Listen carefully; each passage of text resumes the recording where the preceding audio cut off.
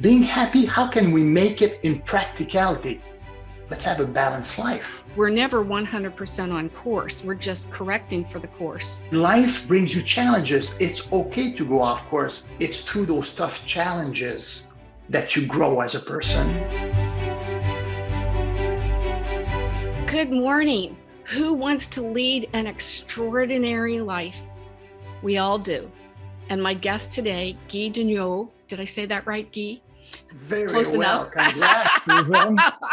From Montreal, Canada, is here with us today to talk about his book and the content of the Wheel of Happiness and how we can welcome obstacles to have an extraordinary life.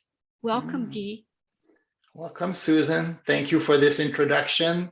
And by the way, really well pronounced, because in the States, it is difficult to pronounce sometimes some French name. And there's a bunch of letters in my name that we don't pronounce. But long story short, you did an awesome job. Thank you. And really looking forward to have a chit chat with you today. Wonderful. Well, your background is in wealth management. Mm-hmm. And you've been doing that for many, many, many years. What, 20, 30 years? A long time. 20-some years. But as we've gotten to know each other, I know that you're also an avid reader and a student of life. And all that reading, and of course the numbers, I know the book originally was called The Happiness Algorithm. That's right. And it's actually, your website is still thehappinessalgorithm.com, where people can purchase the Wheel of Happiness book. So I love that algorithm because you're a numbers guy, being in the wealth management. However, you're also very personal development oriented. So opening the beginning of your table of content lists the getting empowered, getting energized, getting connected, getting surrounded. And I love your path to happiness quote. You have two of them at the beginning, but as an aviator, I love that you used Amelia Earhart's quote, "The most difficult thing is the decision to act. The rest is merely tenacity." So tell us about the principles of the Wheel of Happiness. As you know, writing a book is not that easy, actually. It's a small book. I call it a little bit of a guide, just some guidance, some experience, because what I find out, and I'm actually really proud of Welcome the Obstacles, the subtitle of it. Over the years, I think, Susan, what I find out with people, and yes, still wealth management, but my passion has always been the human being. And often we get stuck at the obstacles. And that's actually how originally the book, for the subtitle, I put down Getting Stuck at the Obstacles. And people say, Guy, you're such a positive guy, but getting stuck at the obstacle, you make it like negative in the way you wrote it. And I said, all right, makes sense. And someone told me, how about welcoming the obstacles? I said, that's it, welcome the obstacles. Because in real life, what happens is that we have obstacles all the time. We have our friend BJ Fogg, who's the behavior scientist, as you know. Tiny habits. Of tiny habits. And actually, I'm accredited Tiny Habits. I follow this. I think it's awesome because we have big goals and sometimes let's bring it down tiny. But long story short, he talks about 5 obstacles. And those obstacles, I always see there's always a yin and a yang. The 5 obstacles: time, obviously, most people do have obstacles of time, money, physical effort, mental effort, and routine. And I said, oh, that's really interesting. So how can we switch things around? Because obstacles are challenges. Obstacles make us stop sometimes because it's too hard. So making it easy makes sense. But I looked at it as, well, welcome the obstacles. Let's look at freedom of those obstacles, because we're looking for freedom of time. So I'm always trying to look from different angles and saying, okay, the Wheel of Happiness, there's 7 areas in life that are very important. And research-based. Family, there's friends, there's the finance, the wealth portion of people that are important to them, the health, the personal growth, as well as the spirituality and the career. So those 7 elements, to me, I represent it as a wheel. So we all want to be balanced. And I find out over the years, oh, what do people want? They want to be happy. But being happy, how can we make it in practicality? Let's have a balanced life. I understand that throughout our lives, throughout our decades, as we grow a little bit older, there are challenges. In the 30s, 2 kids. I mean, the focus was the family. The focus was the career, the finance, because I wanted to have enough money to make sure that I would give to my family what is necessary. So throughout the years, there's been shifting in the wheel, but being conscious of those 7 elements. And as I'm getting older today, I'll tell you my recipe of those 7 areas. Every single morning, I write down those 7 letters. F, F, F, family, finance, friends, put down career, put down health, personal growth, and spirituality. And I make sure on a daily basis that I check them all. If I don't, that's fine, because life happens, issues happens. We were talking a little bit earlier, what's happening in Ukraine. So obviously issues happen in wealth management. When you look at geopolitics, challenges in geopolitics, it affects your day. So I might not be well balanced every day, but if I'm conscious enough and disciplined enough to make sure that I stay focused on those 7 areas of life, my balanced life, my wheel has a chance of being round. It makes me think about, again, as an aviator, that we're never 100% on course. We're just correcting for the course. If you are a sailor, you're never 100% on course. You're always correcting for the course. And so it's that awareness of what course, what path are you charting to make sure that you stay on it, because yes, we're never going to be 100% on it. I had a thought when you were talking about obstacles, and sometimes I have no idea where these thoughts come from, but I thought, when we're a child learning to walk, we don't think of standing up and falling down until we get our balance. We don't think of that as an obstacle. When we're learning to ride a bicycle and we're falling down, we don't think of that as an obstacle. It's when we get more analytical as an adult, where we think something that stops us is an obstacle, when really it's just part of the learning process. That's exactly right. And it falls for me on the personal growth. Avid reader, I read a lot of books, and you probably see that. So I try to read, I try to read, and I still love the books. I know some people are on Kindle, some people are ebooks. I really love the books, probably because of my age. I'm sorry, but that's what it is. There's something about, a fresh book, even the smell of it, yes. And turning the page. And I don't think I'll ever go 100% digital. And my wife would tell you, is that you take notes all the time, but I do, because I like to read. Whatever I read, I try to always apply it. Dan, you obviously know very well Dan Sullivan. One of the greatest tools, I think, was the strategic circle. This, to me, was one of the biggest moment in my life. Why? Because it's a tool where you put a goal and you write down 10 obstacles. And after that, you find 10 strategies or 10 solutions.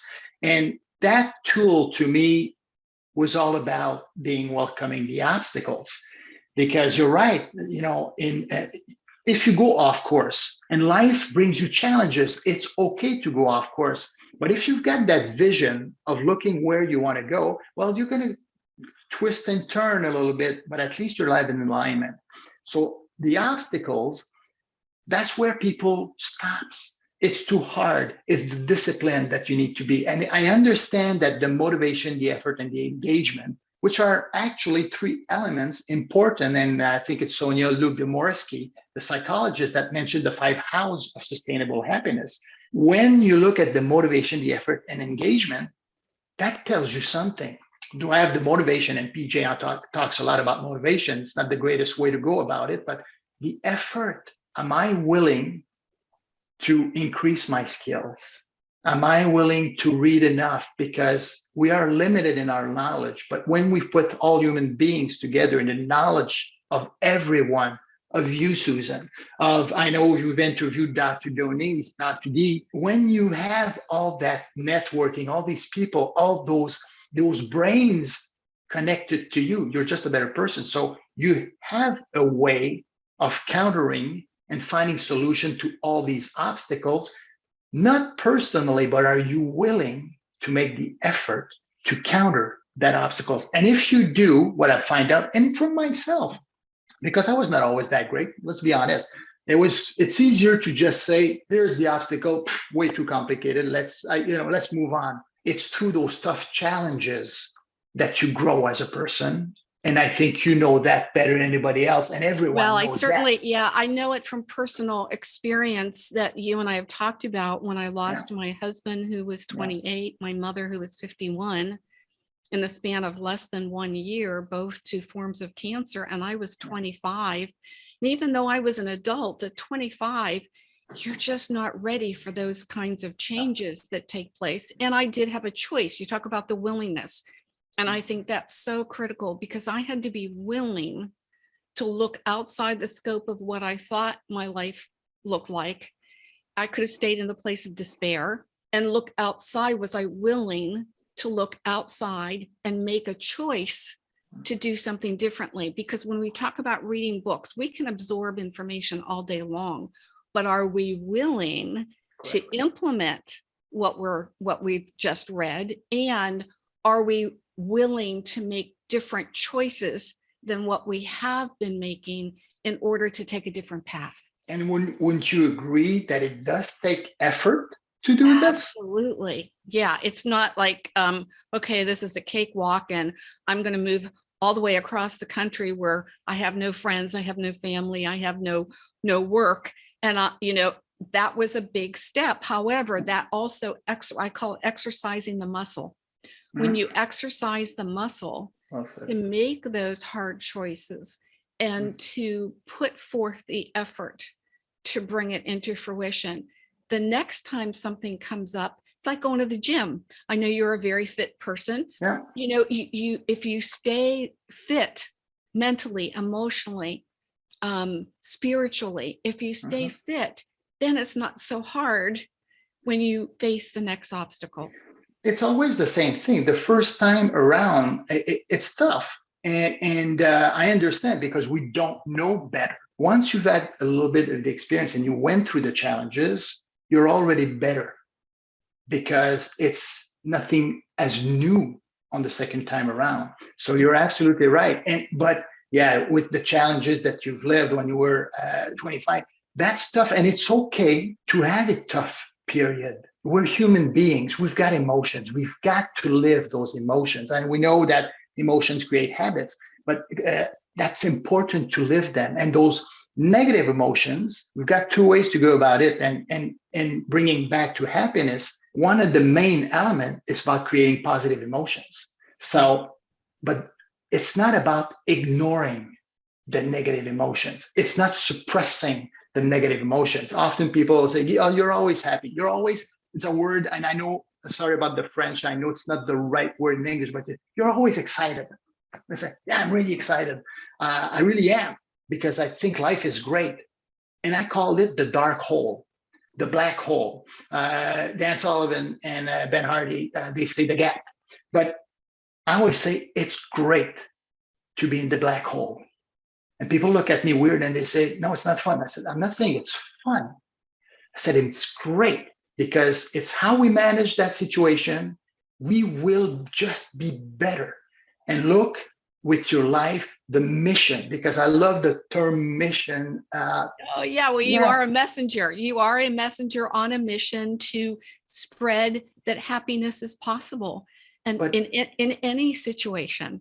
But isn't it what we all have? Aren't we all messenger on a mission? Don't we have all knowledge about it? If we can all be all together to make the world a better place. I'm the only thing people say, so what do you want in life? I said, I just want to increase the level of happiness around the world. Yeah. And people say, oh, that's a big goal. Well, I said, that's a fun goal. And every single person that I can touch on a daily basis. And we can talk about gratitude. There's so many things, happiness. There's 30,000 books written on happiness. People say, why do you write a book about happiness? I said, it's just about making sure that we are the most generous person that we can be, that we can accompany people so that we can increase their level of happiness somewhat. Yeah. And if I can be a messenger on a mission, that's what my goal is. I'll do. And am I perfect? Absolutely not. Do I get upset? Absolutely. Do I say the wrong thing sometimes? Absolutely. But I hope I don't do it for the wrong reason. I just care for a human being. I just love people. And if I can touch one person at a time and be truly there for them, well, then we can spread happiness around the world. Because if we can pay it forward, one of the great movie that I saw, Paying It Forward, it brings tears to me. I'm an emotional kind of guy, not emotional where I cry all the time. Although You feel family it. was, You're very heart-centered. Yeah. I really am. And it's like, yeah, let's pay it forward. Let's do something for the other one. Because if the other one does that to the other person, then we're going to increase the level of happiness around the world. Because there are crap. What's going on with Russia and Ukraine, let's be honest, it's crap. Talking about people in Ukraine, you just cannot not feel for them. Yeah. Yeah. So all this said, let's try to make the world a happier place. Let's be kind to one another, but it takes effort. Am I willing to go all the way? Yes, I am. Do I know how? I don't have all the answers, but you know what? I'm going to try, and I'm going to have fun my doing gift it. book, The Land If I Can, says ask what, not how, not when, and take one step. Leaders are never perfect. Leaders fail all the time. I mean, we are humans, so we are not gods. We are not perfect, but leaders are willing. You talk about the willing. Leaders are willing to put themselves out there for what their mission and their beliefs are. And I will say, Guy, I don't think everybody is willing to be a messenger. Some people are just happy with their life as status quo. Their goals are good. There's nothing wrong with it. Take care of the family, live a good life, be healthy. But it's a messenger when you know that there's just like something in your soul that won't stop. There's something inside of you, which is what I hear for you, that it's so important to be somebody who wants to help other people be happier. And when we've been discussing off and on just briefly what's going on in the Ukraine, did you know that there is a town in the Ukraine? I don't remember in which country or area, and I certainly wouldn't be able to say it in their language, but there is a town in the Ukraine called Happiness. I did not know that. Yes. And I was like, I just saw it yesterday and I didn't have a chance to find out more, but I certainly want to. I've mentioned to you that my video editor is there right now. I have friends here in the US who have migrated from that part of the world, and we're all kind of in a place like deer in a headlights, like, okay, what's going to happen next? And I think your message is, I mean, it's very timely. It's probably no accident that we're doing this interview at this time, because it's what we focus on. And we can't focus on things that we can't control, but we can focus on the things that we can control. And that's what we are doing right now, is how do we keep our families happy? How do we stay connected with our friends in that place of happiness? Health is so important, because the mind-body connection and being happy. And certainly at our age, certainly I lost people at a very young age, but now we're at the point where we either have ailing parents or our parents have passed. We're seeing our own friends pass as we age. And so we can't focus on that. We have to focus on the day that we have today and live it fully. Susan, you said something. It's so true, and I'm sorry to hear about your associate. Our prayers go to him for sure, and all the people in Ukraine. You said something about what we control. It's so interesting because this, the well-being, which is equal at happiness. Now in psychology, instead of using happiness because it's been overused, they call it well-being now. So it's basically the same thing, but I like the term happiness because I think it's easy to understand, and we use that on a daily basis. But the well-being is a nice word as well because it's being well-rounded. To me, it's about the 7 areas. So it all makes sense. Martin Seligman is he's a psychologist, but he's really the founder of the well-being, the positive psychology, because it used to be where it was negative psychology. Now it's positive psychology focusing on the thing. And he's developed a formula which about happiness, which is S plus C plus V. And the S is your set point, but it's actually your gene. So they say in the 100% of you, of controlling, 50% of your happiness comes from your gene. And I'm sure sometimes there will be a study that will try to counter that and say that's not 50%. But long story short, there's some studies that were done with twins, identical and non-identical twins. What was interesting is that when they were separated at birth, the identical twins later on in their life, when they reconnected, were much happier. And the ones that were non-identical twins, they were not the same level of happiness. So that was interesting for the 50% of the gene. So that's the formula, that's the set point. The other 10%, I call it the 50-10-40. The 10% is circumstances. So circumstances are events that happens that you don't necessarily have the control over. But I without concentrating on the 10%, the other 40% is exactly, Susan, what you said. It's what we control. And out of the 100, out of the pie of 100%, I like that 40% that I control. So we can increase our own level of happiness. You know, somebody that fell in the magic potion, the happiness magic potion, that's one thing, that's 50%. I believe because of my parents that I fell in that gene magic potion of happiness. So I'm fortunate, but I've always said in life, you got to be lucky sometimes. Yes. I'm a very lucky person. The other 10%, the circumstances, what I like to talk about is material stuff versus experiences.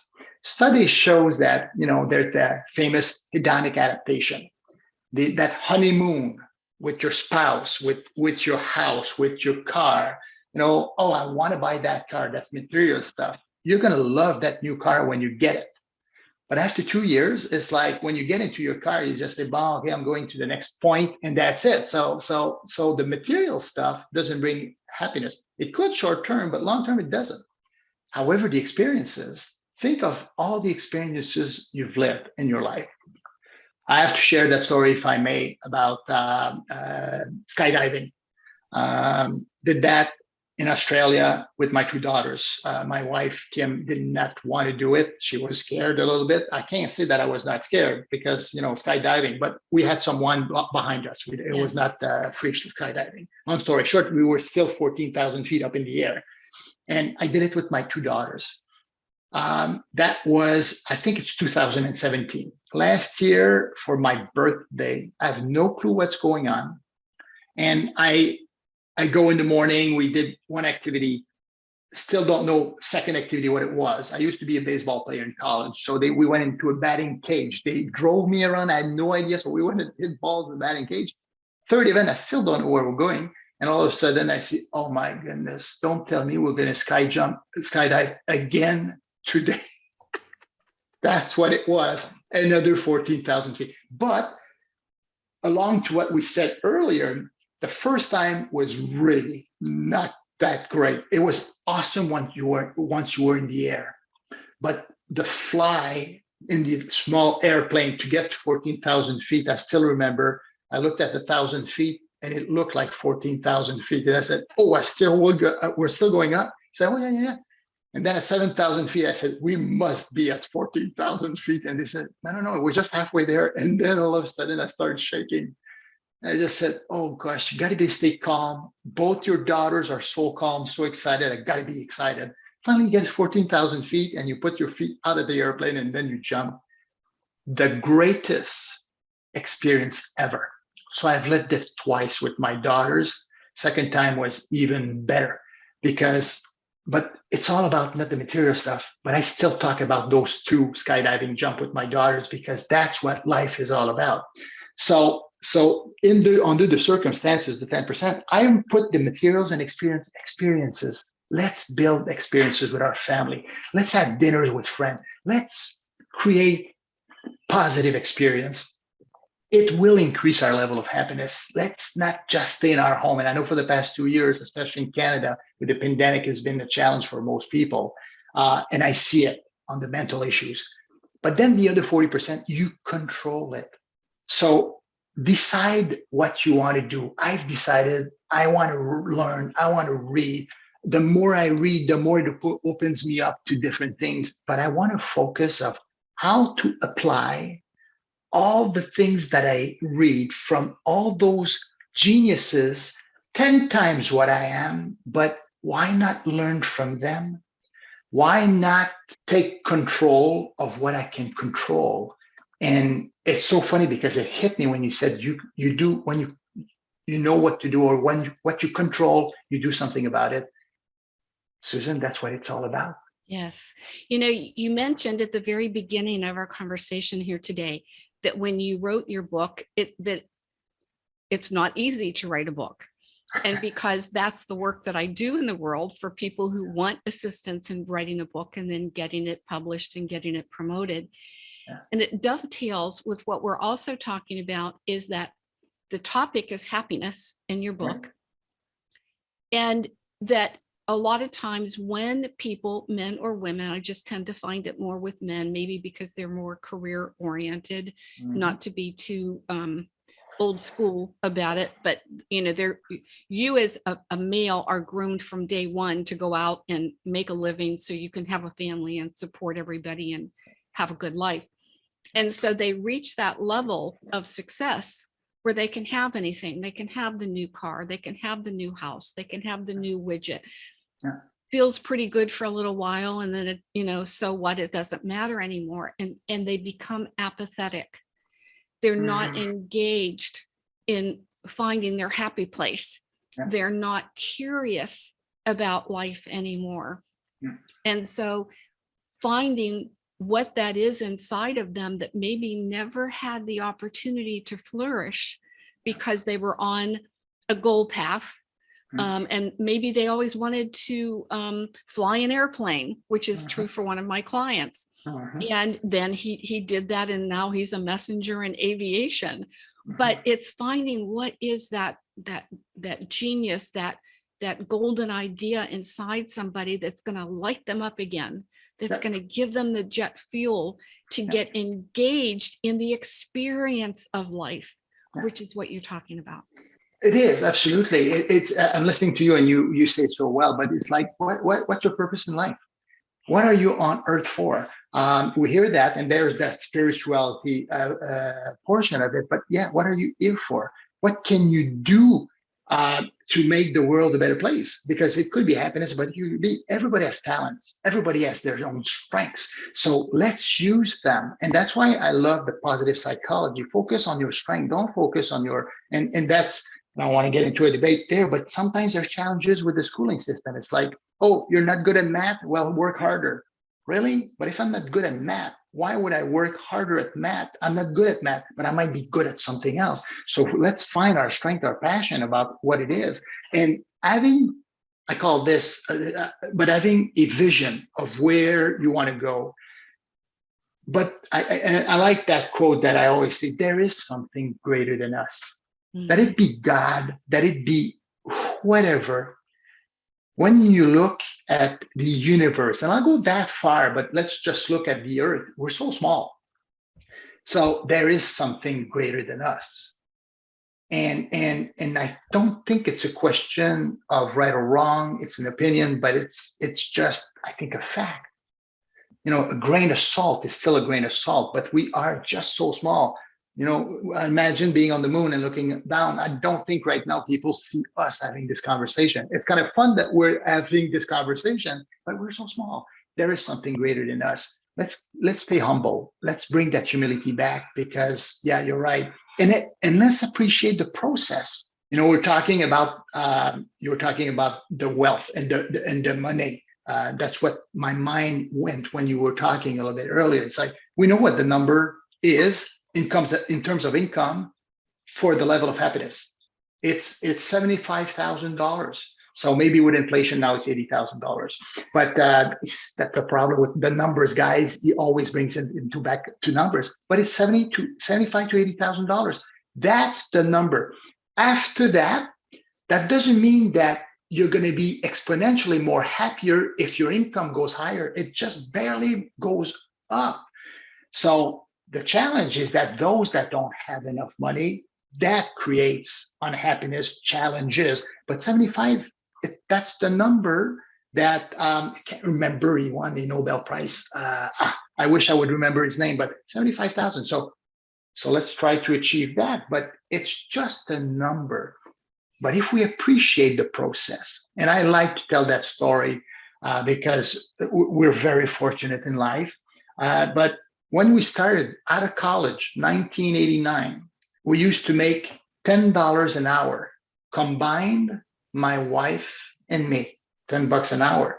And so when I hear sometimes say, oh, people that have it easy, or people that, oh, they're wealthy, but they had it easy. And I always say, you better be careful. You better know their story, because they might have worked really hard and they might have been really focused to get there. I always say, it's not the number that's important. It's the process. Yeah. And you mentioned about the schooling system and trying to make children in the school do everything well.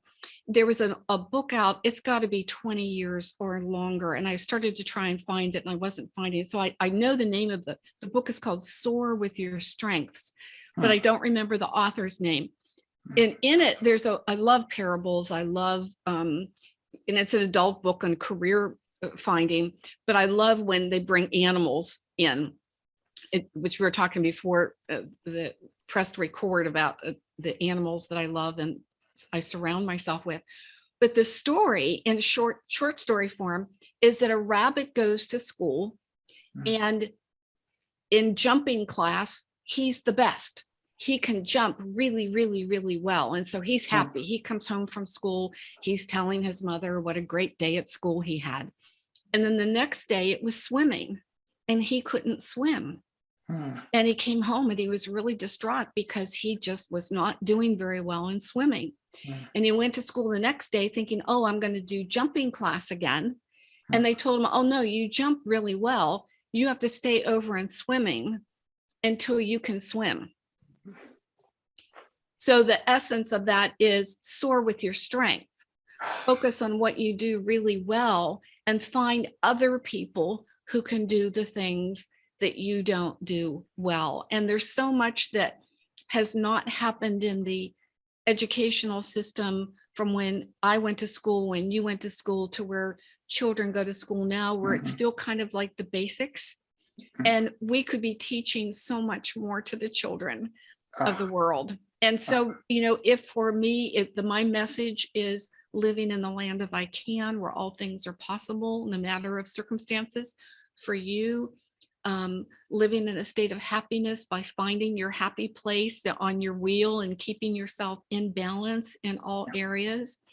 I have to tell you, I still, even though your book is now called The Wheel of Happiness, and we know why, because you were talking about the wheel and the different spokes of the wheel, but I still really like the happiness algorithm. That just really speaks to me, that there is an algorithm, because there's the Google algorithm and the Amazon algorithm. And so I just really love that. And I want to say that for anybody who wants your book, once again, you can go to thehappinessalgorithm.com. I'll have the link in the show notes below. And if you ever want to get it up on Amazon so that it's available within Amazon's algorithm, you know that I'm just a phone call away to be able to help you, because your message, yes, it's important for us as adults and people who maybe have reached a certain level of wealth in our lives and we've lost touch with what makes us happy and how to stay in balance within the wheel. But my goodness, I would love to see this available at a much younger age. Do you ever go out to schools in your area or work with maybe middle school? It's interesting because we're working on a project a little bit different for right now. The target audience is younger male, 18 to 35. I think it's important. You're absolutely right. Sometimes, we have a little bit of wisdom. That's always what I call with my gray hair.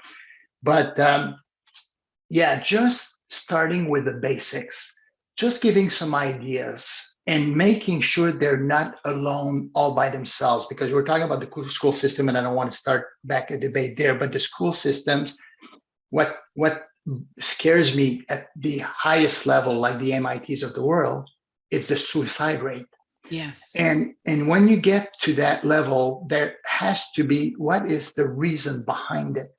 That pressure that the younger generation has to live up to, that competition instead of the complementarity of working together, of the results you don't have. And the algorithm, you can get an happiness index score. It'll give you one number based on the 7 areas and the priorities that you want to put in. It's just a number. It's a subjective number, but just to make you aware, that's your anchor, that's your foundation. And then you can compare that number to the other. But I just want to make sure that the younger generation, we don't push them so hard. And I've known a few, especially in certain sector, like becoming a lawyer, they make themselves compete against one another instead of being together. And your story, I have to get the book, because that is what the challenges of the school. Stay in the pool until you swim. Well, I would have looked at it, I might drown. So why not be good at jumping and be okay at not being good at swimming? We can't be good at everything, but we can be great at a few things. To say we live in crazy times, I'm sure that people in the 1800s and the 1700s and in each phase of the world's development, they could all say they live in crazy times. But the hopelessness and the level of stress that people are facing, let's say the millennials or the younger age that feel like they're never going to get where their education has prepared them for, with all the lockdowns and the illness and the masking and just like all the different levels that we've gone through where we're not interacting in the same way that we were able to. And that's caused a level of hopelessness. Now, which we've been alluding to off and on through this whole conversation, what's going on with the Ukraine. And so, I mean, having the tools that get us to focus on what we can control, the tools that will keep us in a happy place or a proactive place or a place that you believe it's possible. You believe that the obstacles aren't stopping points, that the obstacles are ways to make you stronger, learn more, be better prepared for the next adventure, the next experience in life that you're going to have. And curiosity, I mentioned it earlier, I brought it up a few times with other conversations that I've been having. I think to be curious like a child again, we forget a lot of that when we're busy in the adult life. And so if the middle age, you say 35 males, that age 35, if they could get in a place of curiosity again, instead of a place of unhappiness, a place where they feel they've lost the possibilities, to get curious. Awesome. Two points that I would add, if you allow me, Susan. Zero-based thinking. I like that concept. That's curiosity. Just always look with fresh eyes. Don't come up with your preconceived notion, just fresh eyes. That's a great thing. And the other thing that I would recommend for the younger generation, and with the social medias, there's always positive and negative in everything. There's a yin and a yang. I believe wholeheartedly. Let's try to look at both sides of the stories, but let's not do. And studies are starting to show that let's not do social comparison. Yes. What you see on Facebook is not necessarily the reality. Let's just be careful for this. We are unique human beings. We are who we are. We control our destiny. Let's focus on what we control and less of what other people think of us. Absolutely. It's kind of like when you're talking about getting the new car and, oh, it's kind of fun at first. And then it's just like, oh, well, it's the car that's going to get me up to the store and back again. A certain age groups focus so much on the like and the love and the comments. And it's not even a comparison to other people, although there's a huge amount of that going on. But how long did that like last? It gave you a little instant like, oh boy, somebody liked my photo. But it's not real and it's not lasting.